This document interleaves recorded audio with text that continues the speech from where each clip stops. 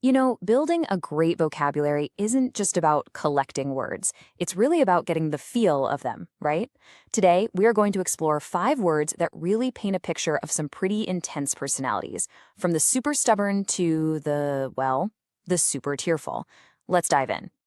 So glad you're here. We are going to tackle 5 must-know GRE words: recondite, obdurate, intransigent, irascible, and lachrymose. We're not just going to define them, we're going to see how they work, and then, at the very end, we'll put them all into one story to make sure they stick with you for good.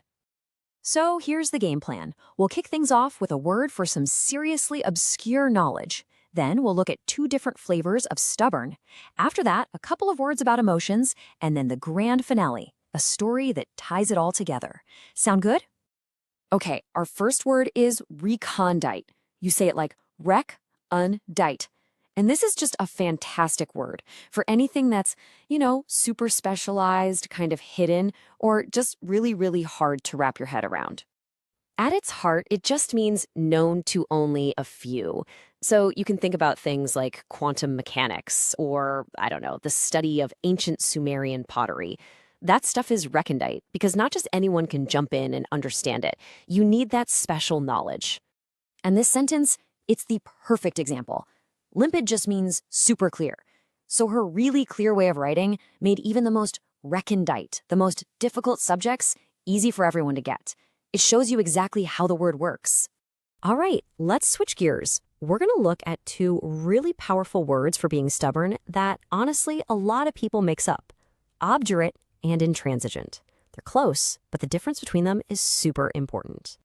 So first up, we have obdurate. Now this word has a feeling of real personal hardness to it. An obdurate person isn't just sticking to their opinion, it's like their mind is closed and locked. Think of it as a stubbornness that comes from the heart, a core part of their character. This example just nails that negative, almost aggressive vibe, doesn't it? The student isn't just being firm, he's obdurate. He won't even think about another viewpoint, and he gets hostile about it. It's about his personality. Now let's check out intransigent. This one is less about someone's deep down personality and more about their stance on one particular thing. It just means you're totally uncompromising. You hear this a lot with negotiations or political debates where one side just refuses to give an inch. Okay, putting them side by side like this makes it crystal clear. Obdurate is about who you are, a hard, unyielding person. Intransigent is about what you're doing, refusing to compromise in this specific moment. So an obdurate person is probably going to be intransigent a lot of the time. See?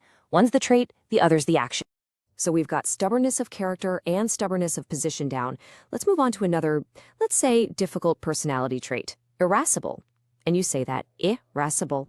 An irascible person is just someone with a really, really short fuse. You know the type? That character who's always grumpy and ready to blow up over the smallest thing? Spilling a little coffee? They fly off the handle. That's irascible. You could say, my irascible neighbor yells every time a leaf falls on his lawn. And for our last word before the story, we're taking a big emotional turn. Let's talk about lachrymose. It's lachrymose. Fun fact, the Latin word for tear is lacrima, so if you remember that, you've pretty much got this word figured out. So yeah, lachrymose just means tearful or someone who cries easily. It can describe a person who gets weepy at the drop of a hat, but you can also use it for a really sad movie or a mournful song, anything that makes you want to cry, It was such a lachrymose ending, the whole theater was sobbing. Okay, team, we've defined all 5 of our words. Now comes the really fun part. Let's try to weave them all into one story. This is where it's all going to click into place and really stick in your brain. So picture this. Our story starts with a professor, and his lecture is just jam-packed with recondite references. Super obscure, difficult stuff that maybe only 3 other people on the planet would understand. And here's the problem with this guy. It's not just that he's smart, he's hard-hearted about it. He is obdurate, just stubbornly refusing to change his approach and make things a little easier for his students. And see how that works? His obdurate personality leads him to take an intransigent position. On the specific issue of simplifying the lecture, he's completely uncompromising. He will not budge an inch. So what happens when you push back against a guy like this? Well, his irascible nature comes out to play. The second a student admits they're confused, his short fuse is lit, and his temper just flares up. And here's the sad result of it all.